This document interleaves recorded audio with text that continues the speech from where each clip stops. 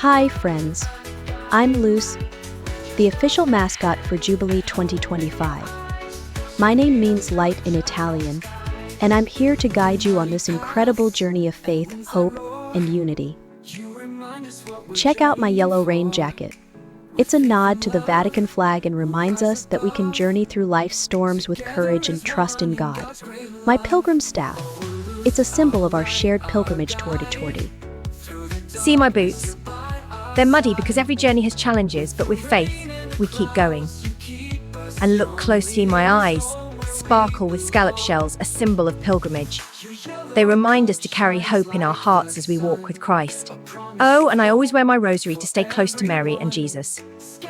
As we approach Jubilee 2025, let's journey together, spreading love, compassion, and solidarity.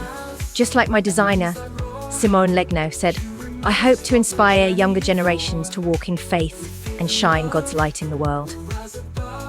Let me be your guiding light as we celebrate God's unending grace. Together, we'll make Jubilee 2025 unforgettable.